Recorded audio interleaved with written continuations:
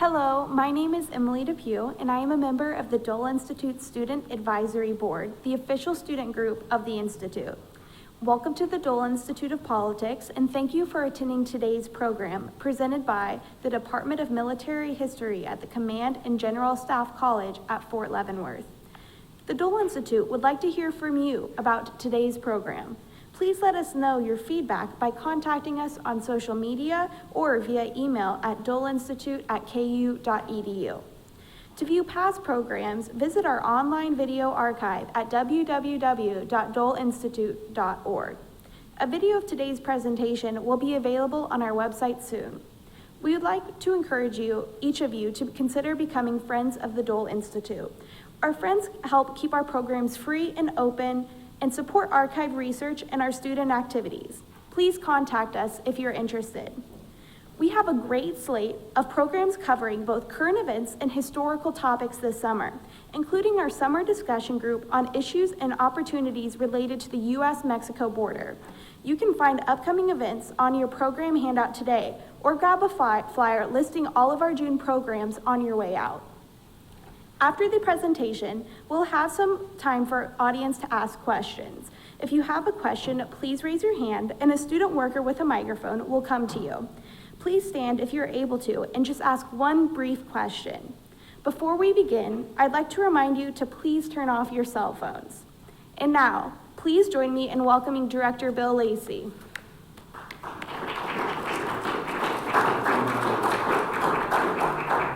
Thank you, Emily, and thanks to all of you for coming out on a beautiful day when you had other options. We appreciate your support of our summer programs. A few years ago, and I don't recall exactly how this occurred, but I stumbled across the story of the Battle of Xuan Loc. What amazed me about that story when I read about it, and I am not a historian and I do not know a lot about the Vietnam War, but it seemed to run counter to what we always heard about the Vietnamese Army, the Army of the Republic of Vietnam, which was always considered spotty or uneven at best, because of an incredible and extraordinary stand that was made over a period of several days when they held off a much superior North Vietnamese force. And so it's a subject that I've been interested in, and it's not been widely published about. And it's something that I had been for some time thinking, wouldn't that be a fascinating program? It's a story that needs to be told.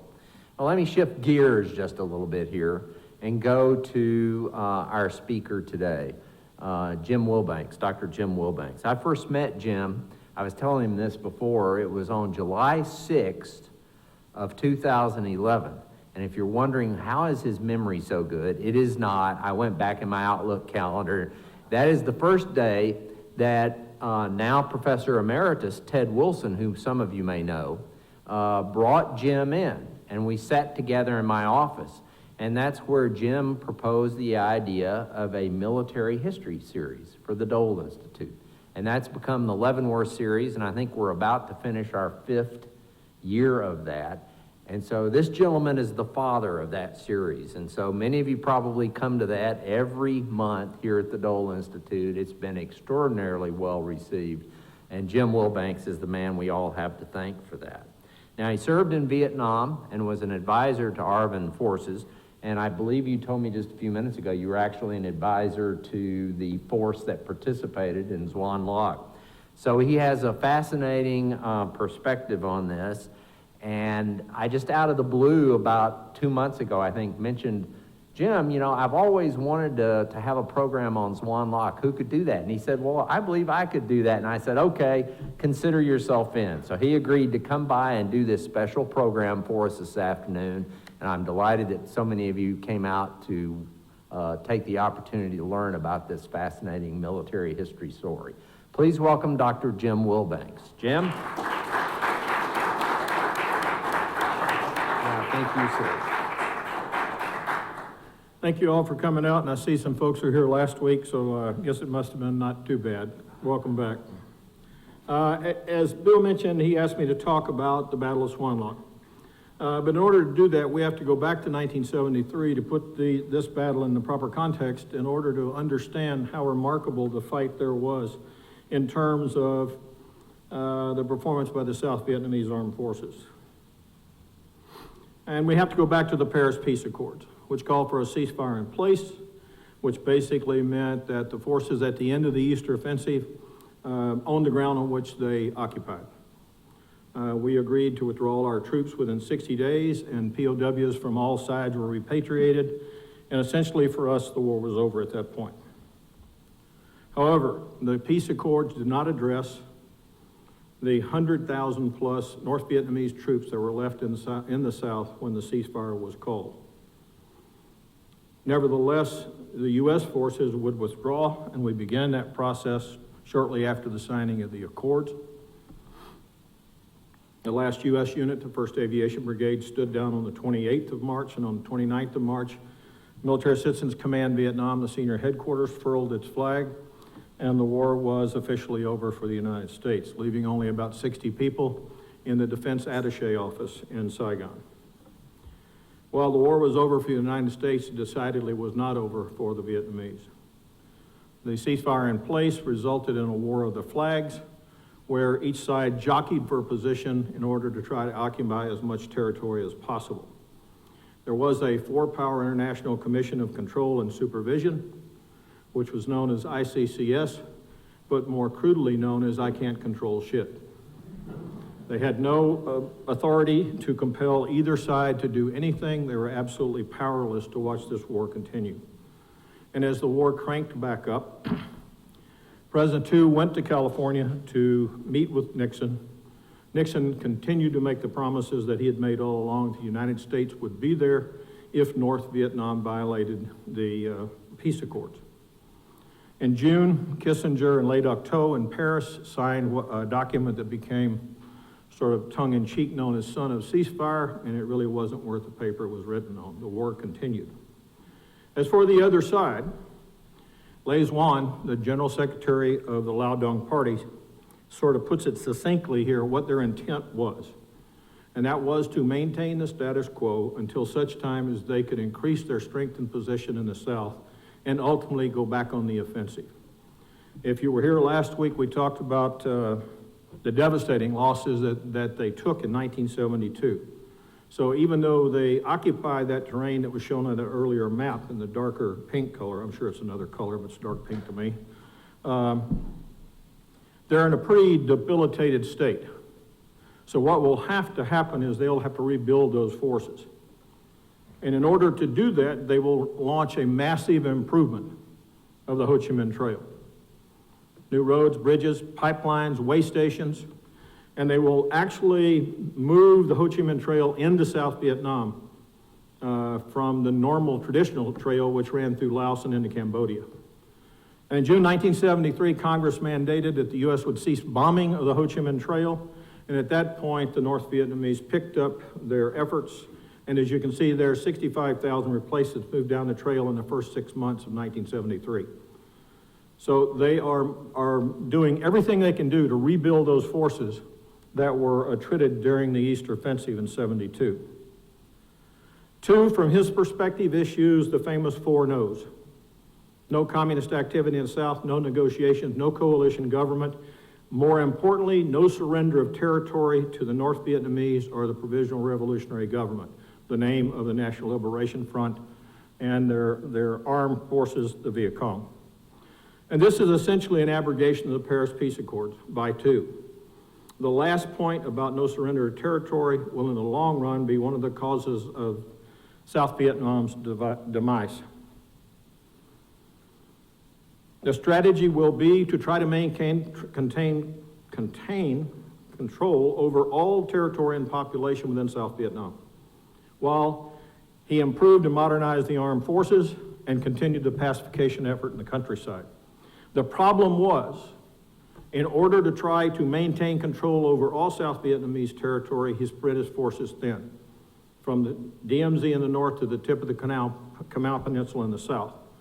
And as Sun Tzu said, he who defends everywhere defends nowhere. And what will happen is those forces will be stretched thin, and in some cases in Central Highlands, they're protecting palm trees and bananas. But it becomes a political point That two says he will not give up an inch of ground to the North Vietnamese. Meanwhile, while the war continues to rage in South Vietnam, there is another war that is beginning to rage in the United States, and Nixon is now besieged by the Watergate scandal. A confrontive Congress will cut funds for combat actions in and over Laos and Cambodia in June of '73, and that is the legislation that prohibits any bombing of the Ho Chi Minh Trail. It will allow the buildup by the North Vietnamese that will continue throughout '73 and into '74. And then, of course, with the Arab-Israeli War and the oil embargo of October 1973, and no U.S. troops in Vietnam, the attention of the United States is nowhere near on. We're gone from Vietnam. It's no longer our problem. We've got other issues to deal with, primarily in the Middle East. The confrontation between Congress and the President heats up with the Saturday Night Massacre when Nixon dismisses Archibald Cox, the special prosecutor investigating Watergate. This results in a firestorm in the Congress. Shortly thereafter, on 7 November, they override Nixon's veto to adopt the War Powers Act, which was designed to limit his powers to make war, primarily in Southeast Asia. At the same time, Congress reduced aid for Vietnam for fiscal year '74. While all this is going on, the situation in Vietnam itself, the war continues. Neither side is paying attention to the accords. There was a small, momentary lull in the fighting, right as the ceasefire was instituted, and then the war kicked back up. The South Vietnamese sustained 25,473 killed during 1973, the third highest casualty rate for the South Vietnamese Armed Forces after 1968 and 1972. Decidedly, the war continues. Meanwhile, the South Vietnamese economy is suffering its own problems. Inflation is skyrocketing, unemployment is high, there's a poor rice harvest, they're hit by the same Arab oil embargo that is inflicted on just about everyone else. Meanwhile, corruption is still rampant in the South Vietnamese government. And in some cases, as things begin to have to be rationed, even military equipment, some of the senior officials are selling, for instance, aviation fuel on the black market. So President Tu, by mid-'74, says that he has been relegated to fighting a poor man's war. The American way of war that we taught them to fight uses up war stocks in a dramatic fashion. But at the same time, U.S. military aid has been cut for 1974. There are drastic shortages of ammo, fuel, spare parts. In some cases, the medics are washing bandages so they can be reused because they don't have enough bandages. Meanwhile, as this North Vietnamese, as this situation continues, the North Vietnamese are getting stronger every day. In Hanoi, a Resolution 21 is signed, and this essentially means that they have decided at this point that those curves are going in different directions in terms of relative strength. And this is essentially a signal to begin preparations to go on the offensive. And as you can see there, 100,000 fresh troops go south in '73, an additional 80,000 in 1974. So the situation militarily is going pretty badly for the South Vietnamese. And then the next body blow, Nixon resigns. Nixon had made 31 promises to Tu that the United States would support South Vietnam if North Vietnam violated the agreement. But it's pretty clear at this juncture that he can't make good on those promises. And Congress will essentially say those were promises made by a disgraced president, and we are not bound by those promises. How badly things have gone is very evident at the Battle of Xuan Loc.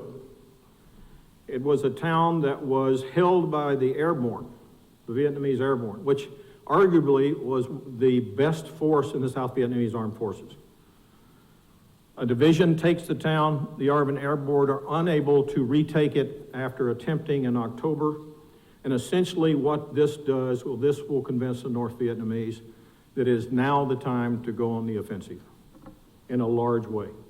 Still, they are worried that the United States will respond as Nixon did in 1972. So this will be a test case. The attack of Phu Long, which is the province immediately north of An Loc on the Cambodian border. And it's a test case to see a couple of things. One, how the ARVN handle a multi-division attack, a corps level attack, and two, what the U.S. does in response. They launched the attack on 13 December. Essentially, it is 3 divisions surrounding 54 ARVN. And as it happens, the ARVN are quickly overwhelmed because essentially they're fighting about 24,000 to 5,400.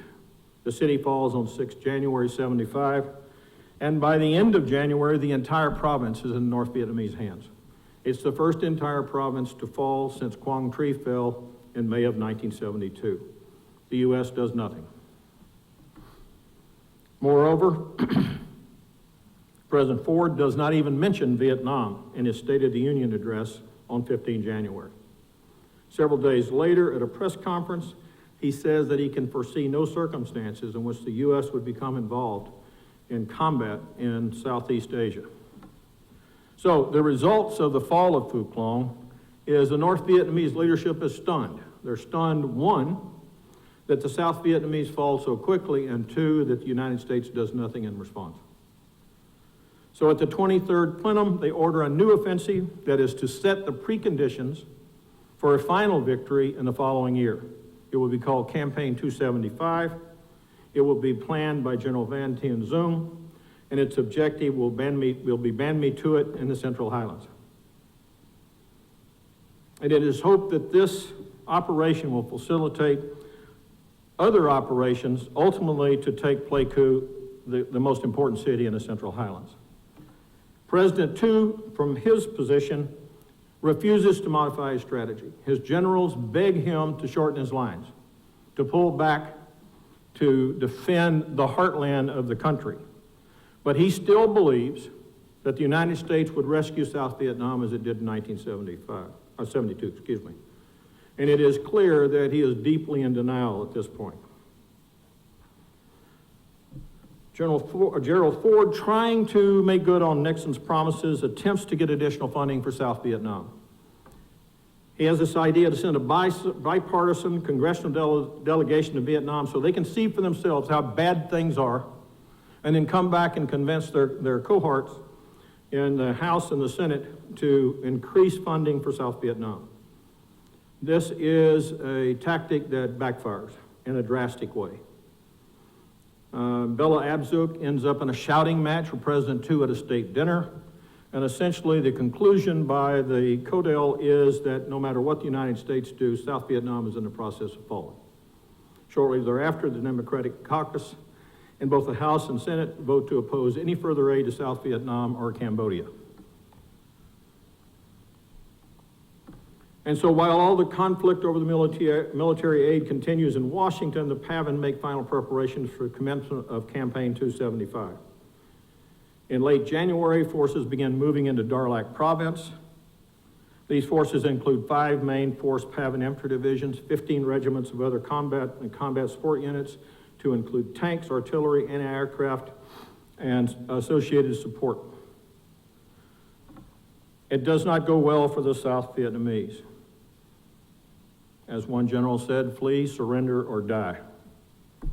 At this point, Tu is convinced by his generals that he has to do something. Even as Phu Long and the whole province of Darlac are under heavy attack and in danger of falling, Tu comes to the conclusion that he has to do something before all is lost. His hold at all cost strategy was no longer viable. So on 11 March, Tu meets with General Vinh of the Joint General Staff and several other officers, and they come up with a plan to shorten the lines in South Vietnam. And this becomes known as light at the top, heavy at the bottom. And the idea was to fight a successive delay by those forces in the north, and ultimately to secure the heartland here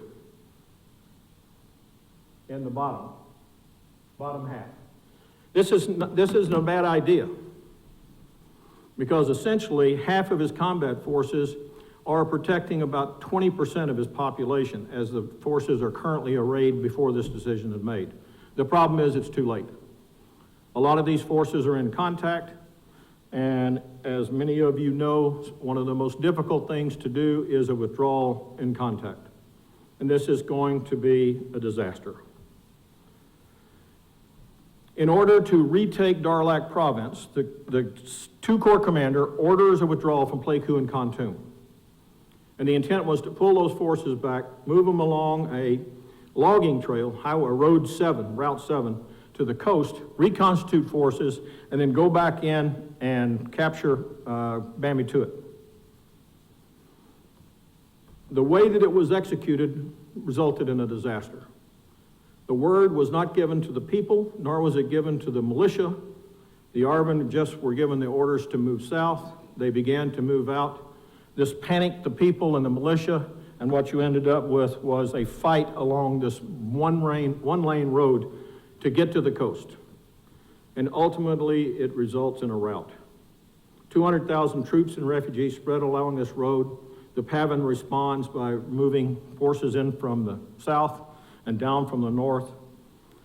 And only about 20,000 of the original 60,000 troops make it to the coast. And almost overnight, South Vietnam has lost 25% of its combat power, virtually without a fight. If that was bad, it's only going to get worse further to the north. And part of the problem is those who were in the northern part, in I Corps, now realize that there are North Vietnamese forces that own the land between I Corps and the south. And this leads to total panic. The ARVN 1st Division, commanded by arguably one of the best generals in the South Vietnamese Army, has pretty good positions in Hue. And they are inflicting heavy casualties on the PAVN and the fighting there. But President Tu gives conflicting orders to General Trung, the Corps commander, who essentially says, hold at all cost. Trung is at Saigon and gets in his helicopter, go back to Hue to execute this mission. En route, he's told, hold as long as you can. By the time he lands, Tu tells him to withdraw back toward Da Nang. What results is a total disaster as everyone in I Corps tries to move down the road to Da Nang. And so what you begin to see are the towns that fall along Highway 1 virtually without a fight. Some soldiers and Marines fight valiantly, but confusing orders leads to abandonment of strong positions. And one of the endemic problems with the ARVN comes to the forefront, and that is that their families were with them in their stations. So what the entire unit discipline just sort of devolved here as the troops headed south, trying to get their family out of the way of the North Vietnamese.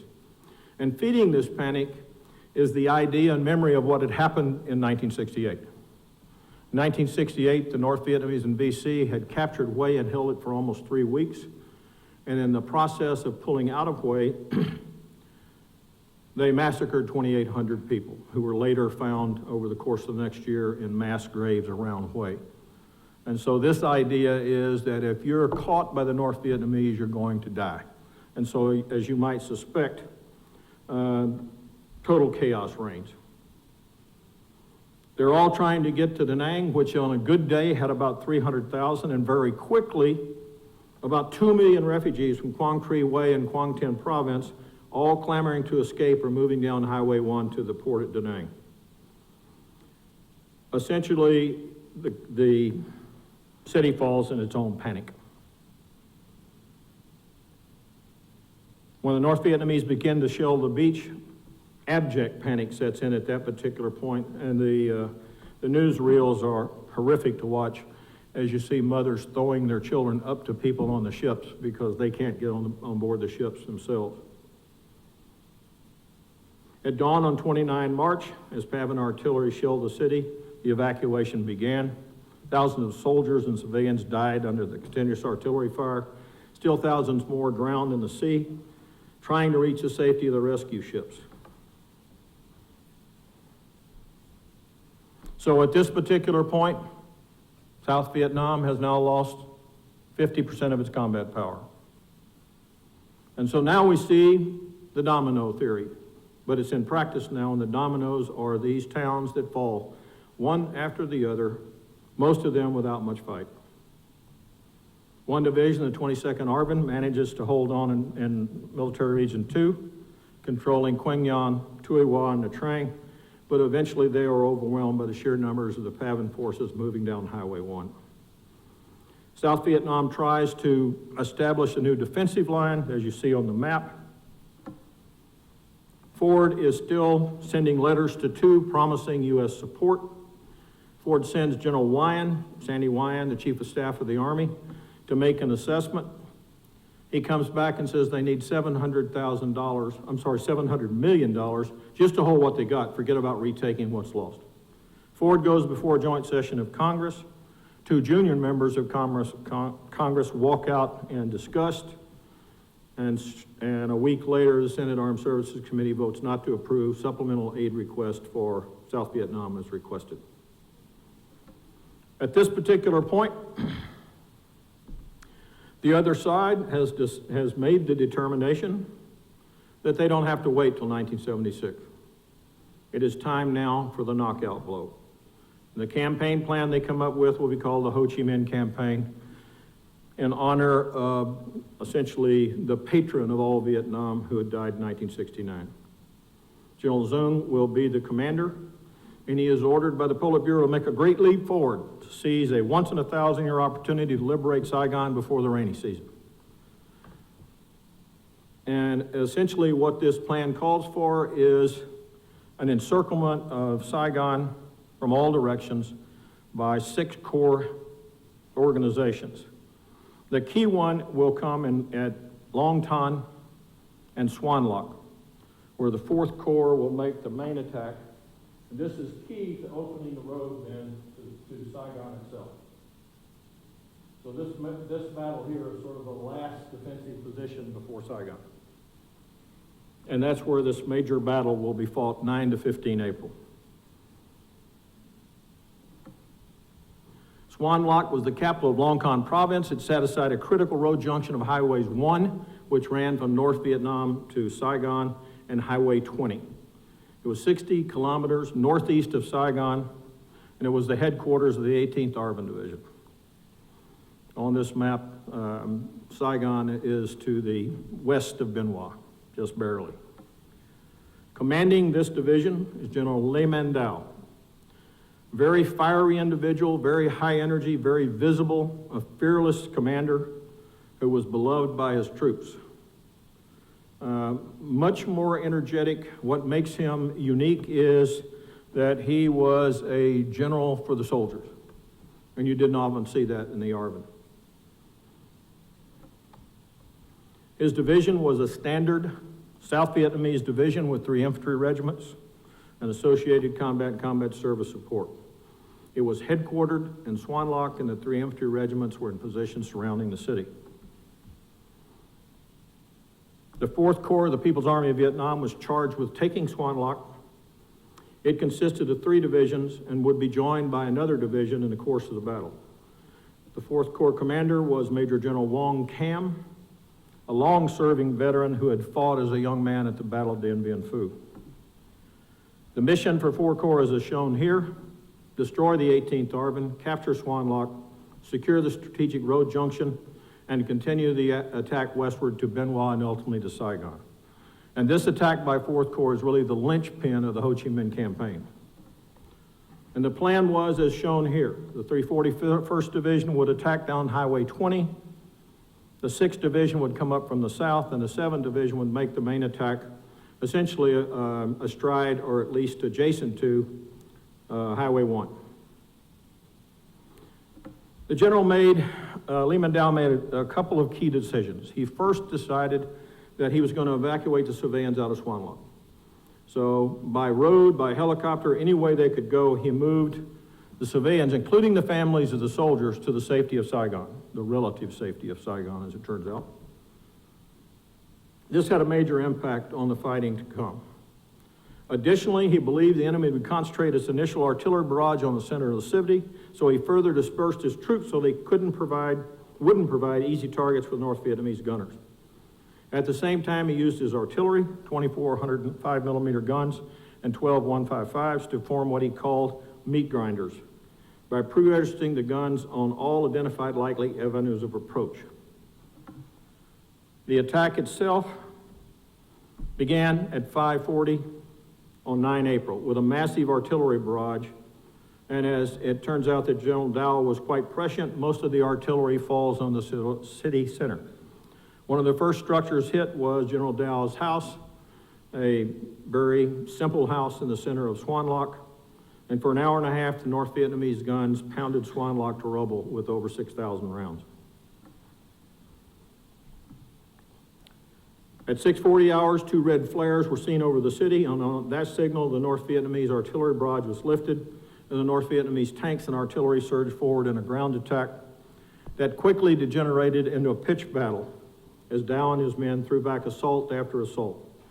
The ARVN were greatly outnumbered, and Dow committed everyone he had to turn back the enemy attacks, including the headquarters personnel.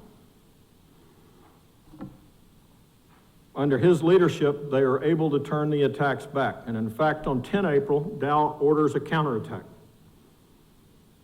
Bitter fighting ensues as the battle seesaws back and forth, but the ARVN soldiers got the better end of the fighting, inflicting 3,000 casualties on the attackers.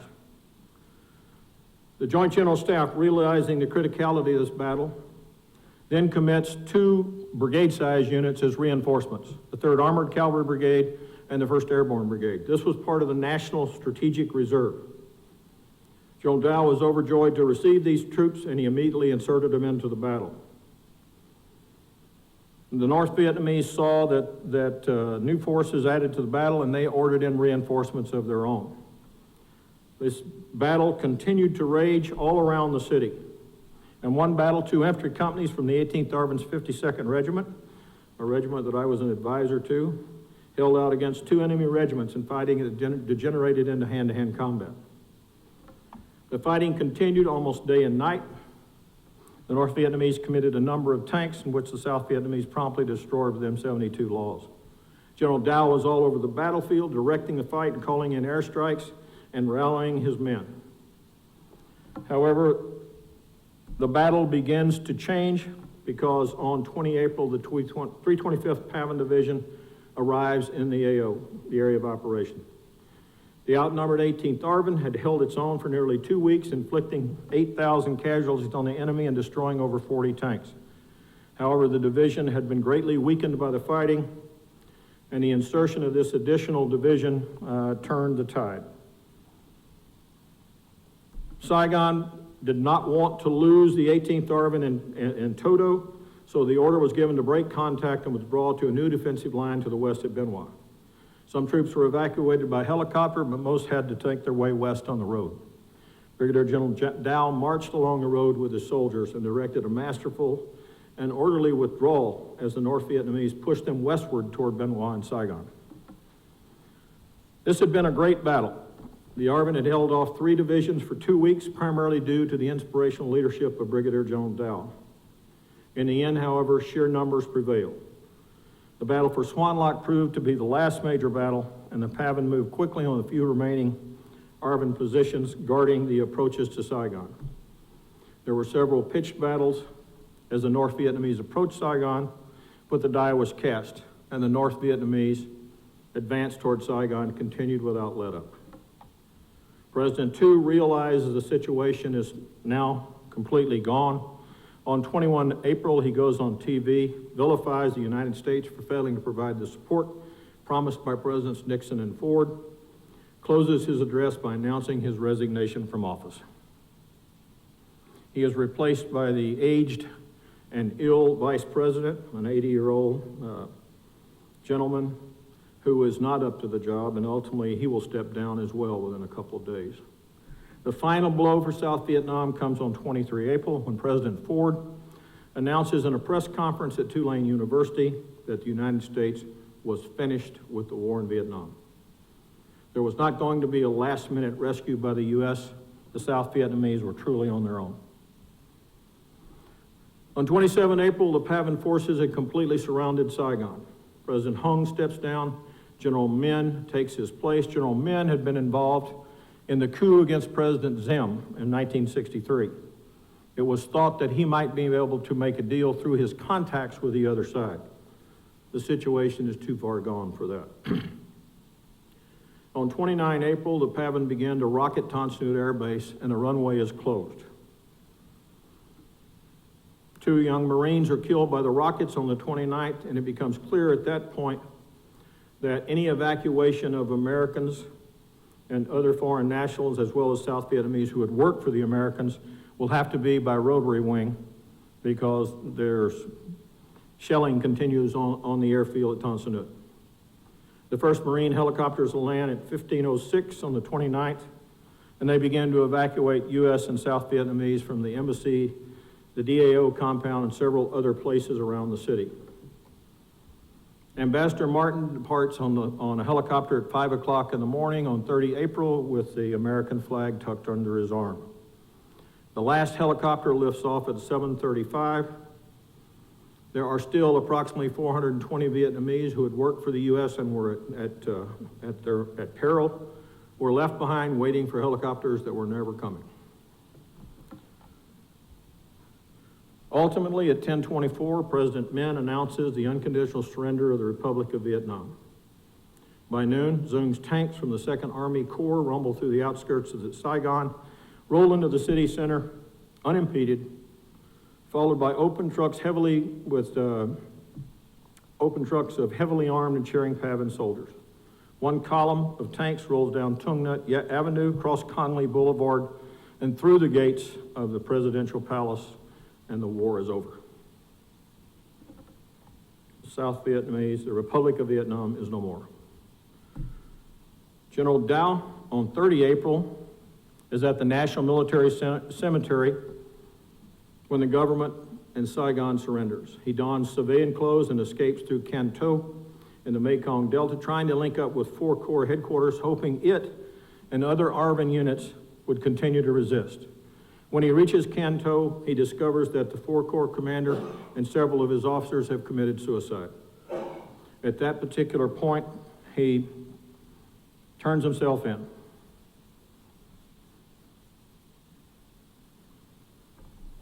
He is imprisoned, and he will remain in prison for 17 years until May 4th, 1992. He and his family then depart for the United States in April of '93, and he remains today in Southern California and very active in the far-flung Vietnamese communities and is considered by all former South Vietnamese to be a national hero. His perspective on that is seen in the quote, "He is a very humble man." The bottom line is, and in closing, if there'd been more senior officers like Le Man Dow, perhaps the situation would have been different. Unfortunately, there wasn't, and the Republic of Vietnam ceased to exist. What are your questions?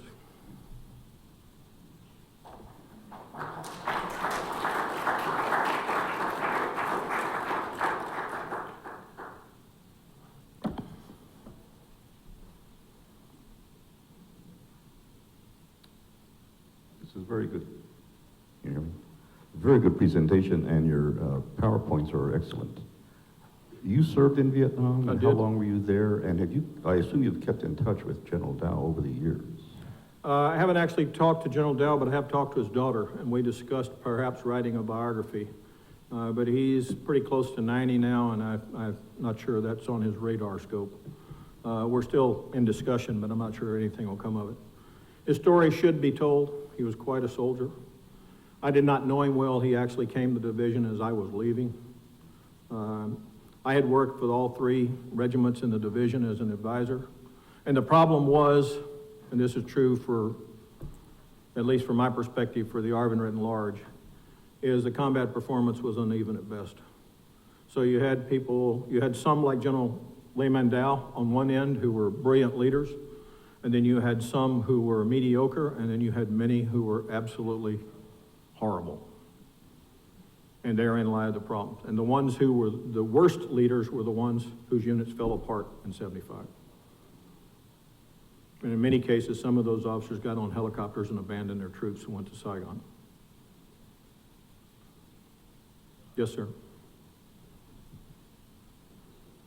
There was a piece on PBS a few months ago about the Vietnamese community in the United States, that there's a faction that rather support the current government in Vietnam, and there's a faction that don't support that. And the faction that don't support have taken upon themselves to extract, shall we say, retribution against those who tend to support the current government. And the retribution in some cases has been murder. Can you comment on that? No, I don't have any facts on that. I don't have any knowledge of that. The knowledge I do have is that there is a large segment of the Vietnamese, Viet Q population in the United States that is virulently pro-Republic of Vietnam. When you go to, I went to the dedication of the Texas Vietnam Memorial 2 years ago, and there was a contingent of former ARVN soldiers and officers there in uniform. And you can see that in DC today, you can see it in Southern California, you can see it in Houston, and a number of other places. So there, I would say the preponderance of the South Vietnamese community in the United States is not pro-current government in Saigon. And I'm sorry, I'm an unreconstructed Ho Chi Minh City, if you will. The Vietnamese call it Saigon, so I don't feel too bad about that. As an advisor, how close were you to the actual fighting? To what? As an advisor, how close were you to the actual fighting? Well, I was wounded twice, so I guess close enough. I guess you were. I found myself wondering when you spoke of the actions of Congress in denying funds or not pursuing the promises that had been made to Vietnam. Was that reflection also of the American public attitude toward the war? Well, I think the American public was just done with Vietnam. And the fact that Nixon and Ford made promises didn't make much difference because he was seen as an illegitimate president who had resigned in disgrace. From a personal standpoint, I felt that we had made promises and I felt like we abandoned them. That's just, that's a personal perspective and the only one I've got.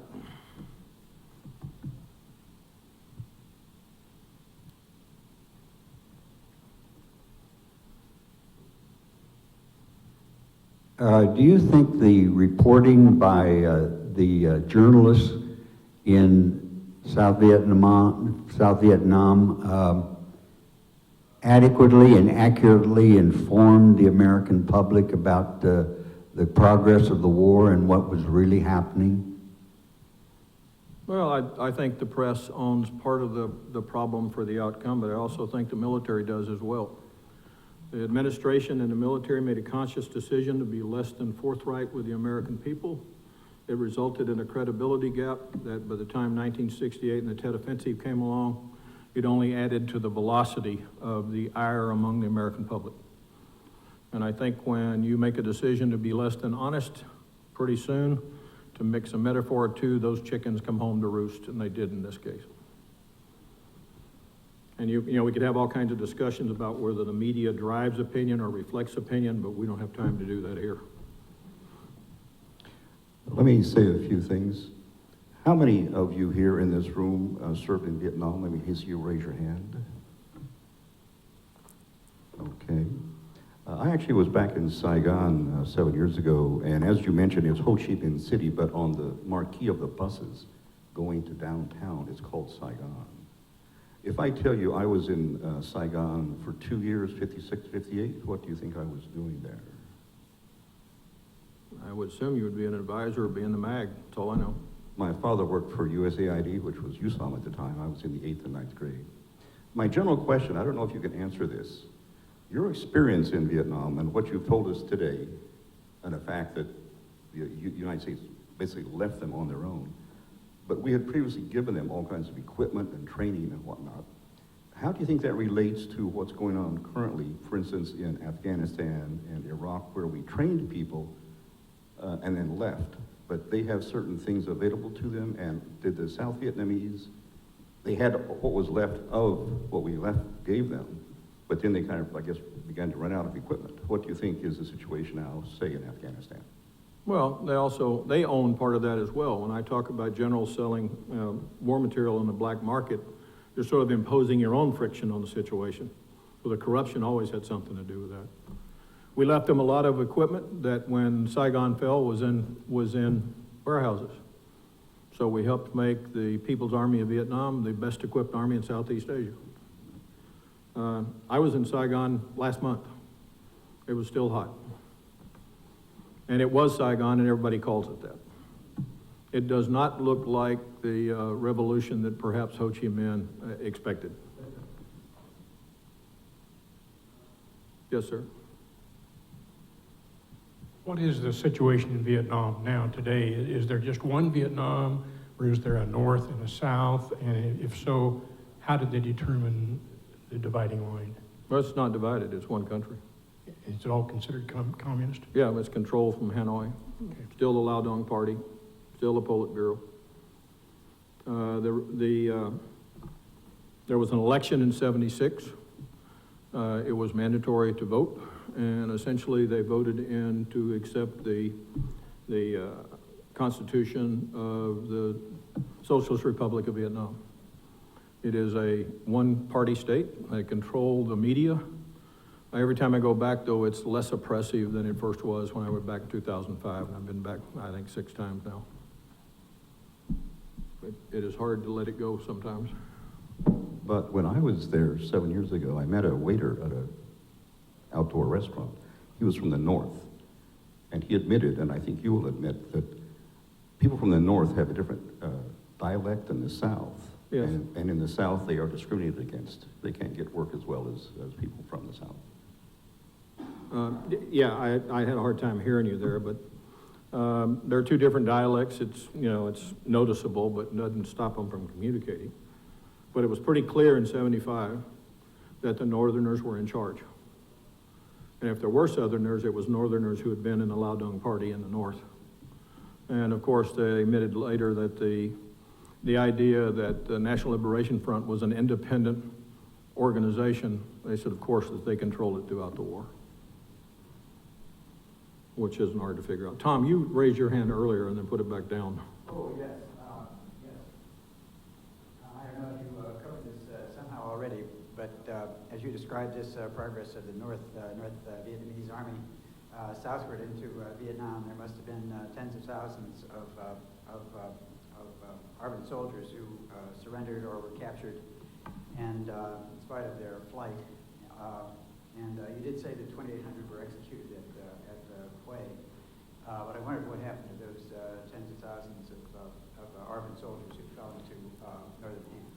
Yeah, part of the problem was that, and this seems counterintuitive, is the war was over almost too quick for them. They were great at conducting war, but less great at conducting peace. And they found themselves, they had to do something with the vanquished. So they were pretty cagey about it. They set out, they put the word out that people would report for re-education.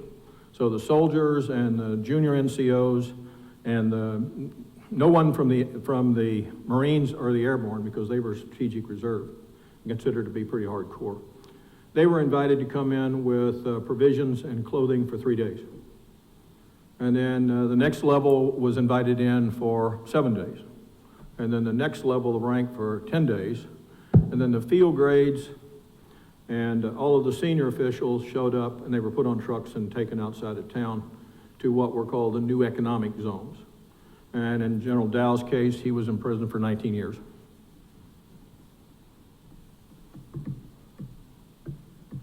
And if you go there today, the former South Vietnamese are the faceless people. There was a giant Arlington-like cemetery called Quang Trung between Bien Hoa and Saigon. It is now the site of an industrial park, and I am told it was bulldozed. There are many, many, many martyr cemeteries, but there are no cemeteries to the former South Vietnamese soldiers. I was really impressed with the conduct of the Australian Army in the Mekong Delta when I was there.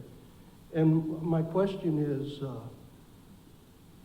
what kind of relationship did we have with the ROC troops, Republic of Korea, and the Australian Army after the fall of Vietnam? Was there tension? No, Or because did what we had all happened. agree to agree and If you were here last week when I started talking about in '69, we began to withdraw troops. The Free World Military Forces, Korea, Thailand, Australia, New Zealand, and the Philippines, all began to withdraw their troops as well. So when we're gone in '73, they're all gone too. They had begun to draw their forces down at the same time. And the Australians only had about 9,000, and they were actually in Phuoc Tuy province, which is adjacent to Long Con, where this battle was conducted. And they fought most of their stuff against a low-level small unit because there were no big units there. Very good troops, though. Yes, sir? Would you compare the M16 to the AK-47? Well, I'm not a technician here. From an infantry standpoint, the bullet comes out the pointy end of the, that's all that I cared about. The AK-47 was built for basically a peasant soldier. And it works very well doing that. You can bang that thing around, you can put it underwater, and it'll still fire. The M16's a bit more temperamental. But there are whole studies on that. There were initially problems with the M16 because it jammed, and they finally fixed that problem. The other problem was it's a small round and it has a hard time getting through jungle. It's a 223, essentially. I was interested in one of your slides that showed photo collection of someone or other. Where are there archives about this battle in these last months? Well, there are lots of stuff around Texas Tech. As an Aggie, it pains me to say anything good about Texas Tech, but they have a Vietnam archive there. There's a lot of stuff in the National Archives at College Park, Archives 2. There are various and sundry there's a tremendous amount of stuff online, which you have to do with the view with a judicious eye, but there's quite a lot of stuff. And Ken Burns' documentary will be shown in September, and it has some remarkable footage and images in it. What's the title? I'm sorry? The title of the Ken Burns? I'm sorry, I can't hear you. What's the title of the Ken Burns video? The Vietnam War, which I guess would follow, wouldn't it? It's a 10-part series. I was an advisor on it. We've been working on it for almost 4 years. And it will not be uncontroversial because it was not an uncontroversial war. But as Ken said at the showing, they showed some of the clips at the LBJ Library in Austin, and afterwards they had a discussion with he and Lynn Novick, who's his associate producer. And he said a lot of people won't like it, particularly those that don't watch it.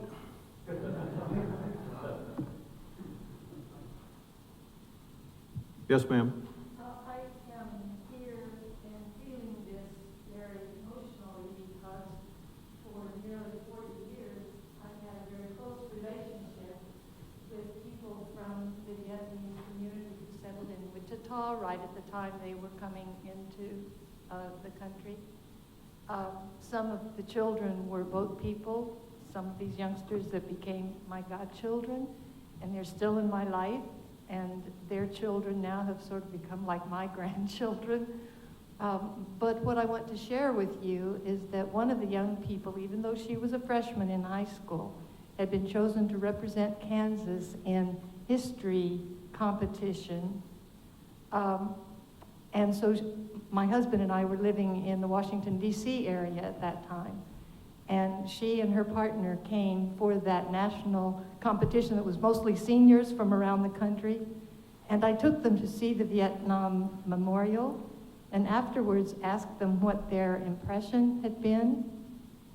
And what stunned me was that they said, they didn't realize there wouldn't be the names of all the Vietnamese who had lost their lives too. I just wanted to share that with you. Yeah, I think I may have talked to her. I've talked to a lot of students high school students from around the country who are doing studies, even helped make one make a video, which was pretty interesting, I think. But there's a lot of interest. I did teach it here, the Vietnam War, on campus for about 6 years, and I had usually 35 students, and one time I had 75 students. So there was an interest there. Not sure whether the interest is still there or not, but it was, 5 or 6 years ago anyway. No more questions? All right, Tom, you get the last one.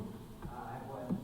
That is, what's the state of the North Vietnamese or the Vietnamese army today? Is it still a large aggressive force, or is it just Yes, existing? and we have had, I might be wrong, Dave, but I think it's 4 or 5 Vietnamese students in CGSC. And I must tell you, when the first one showed up, it was a bit of a moment for me. As it turns out, they were all great lads. I mean, I met their families. The second one, I met he and his wife. I'd never met his wife because she didn't come, in Hanoi back in May. And it was great to see them. It was time.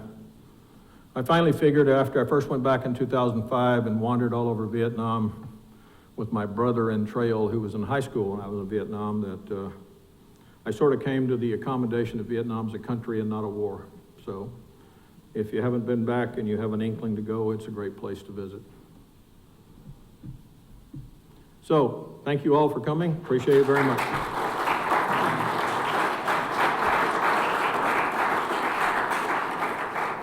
And I promise I'm not the next speaker.